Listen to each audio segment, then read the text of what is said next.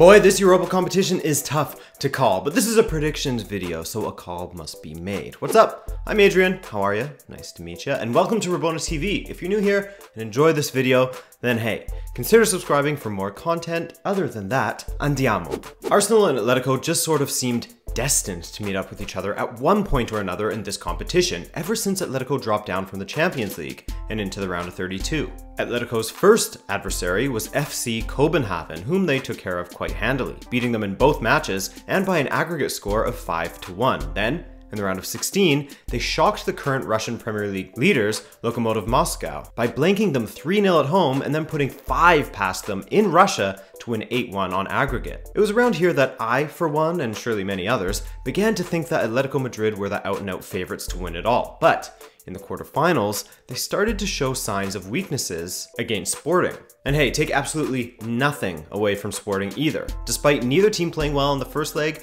two massive mistakes from Sebastian Coates and Jeremy Mathieu ultimately led to their own undoing and a 2-0 loss. If it was for Rui Patricio in that one, Sporting would have suffered an even heavier defeat. But again, not because Atletico were particularly good, because they weren't, but because Sporting was just not on it. And that was sort of the same situation in the second leg in Lisbon as well, as Sporting were much improved this time and much better than Atletico, despite being without Bas Dost and Fabio Coentrão, among others. They lacked that extra bit of sharpness in the box to score another goal and bring it to extra time. So ultimately, Atletico made it through 2-1 on aggregate, but not in the most convincing fashion, considering a Sporting side that wasn't at full strength and not at their best form pushed them all the way to the end. So after winning every single match in the Europa League this season, they finished the quarters off with a loss. However, they still have a great record in the Europa League, as they have won 22 of their last 26 Europa League matches. Arsenal, on the other hand, have been on this Europa thing for a while now, as they have been going at it since the group stage, where they won 4 of their 6 matches. Then they had the favorable draw of FC Ostersund, where they slapped them up 3-0 in Sweden, and then made a mess of things at the Emirates, losing 2-1. But hey,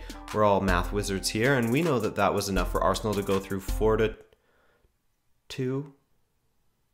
on aggregate. In the round of 16, it looked as if an Arsenal side that had been terrible domestically would potentially meet their 5'10" maker in Rino Gattuso and AC Milan. An AC Milan side that was unbeaten since the end of 2017 and hadn't conceded a single goal in the 6 matches leading up to their first leg against Arsenal. But going completely against their domestic away form, Arsenal marched on the San Siro and marched out with a 2-0 win.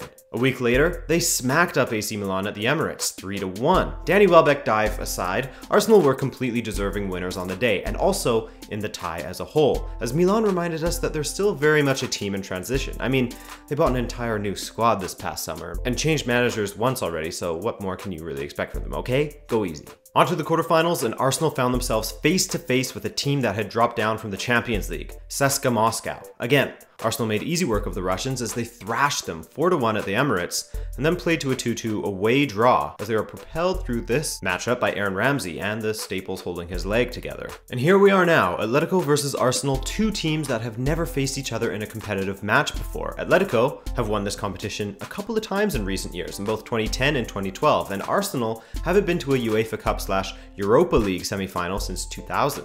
The year they lost in the finals to Galatasaray. Domestically, Arsenal is a complete wild card. They are the only team in the top 4 divisions of English football that haven't secured a single point away in 2018. Yet, in Europa, they do fine on the road, winning 4 and losing and drawing once apiece. Atletico, on the other hand, I mean, they're fine. A 1-0 win here, a 1-1 draw there, a 2-1 loss there. Again, a bit of a mixed bag as far as form goes for them. So looking at history, Arsenal hasn't been great against Spanish clubs, losing their last 3 two-legged European ties, but all 3 were against Barcelona, so take what you will from that.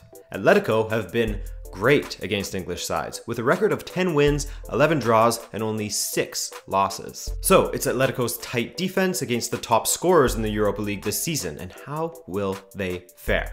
I think that Atletico will go through on penalties after this thing is tied 3-3 on aggregate. Ah ouais, Marseille avec FC Salzburg en la demi-finale, mais deux clubs qui se connaissent bien. These two were actually in the same Europa League group, and the Austrians got the better of Marseille, winning once and drawing the other. Salzburg have been the talk of the tournament, at least in my opinion, as this little club that could on the European stage went undefeated all the way from August 27th, 2017 until they lost against Lazio on April 5th, 2018. That's a long time.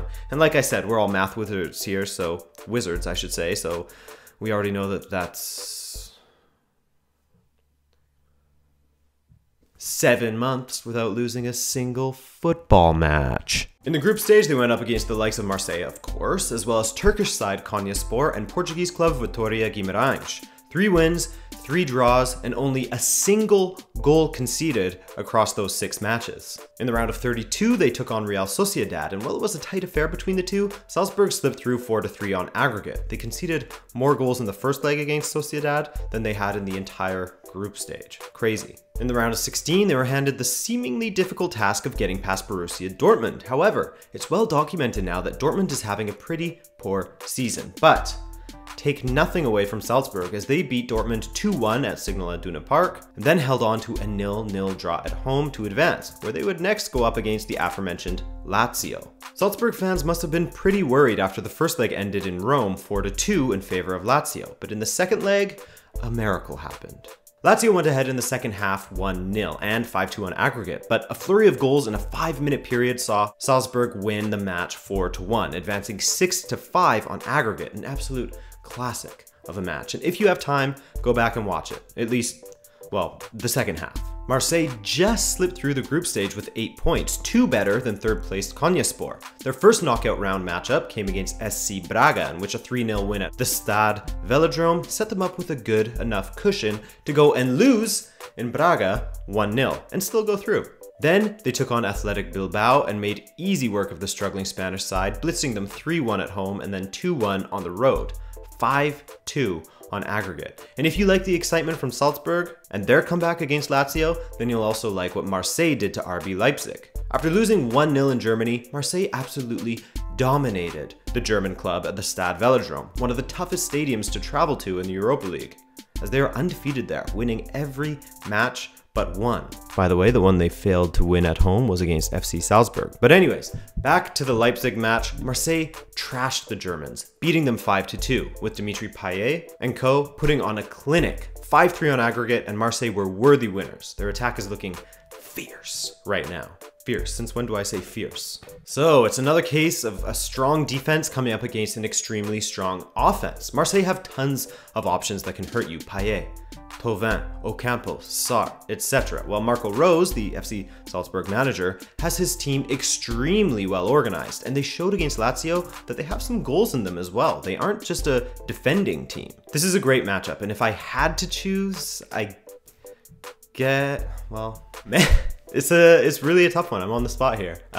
Okay, here's what I'm gonna do. So, call me stupid, but I feel like there's just something special going on with Salzburg this season, and I believe they're going to ride whatever it is that's carrying them through this competition all the way to the finals. Salzburg to take it 3-2? So yeah, I have a final between Atletico Madrid and FC Salzburg. That sounds so weird, but I'm going with it. Who do you have going through to the finals? Make sure you let me know in the comment section. Drop a like if you enjoyed this video, and I'll see ya on Monday. Have a great weekend.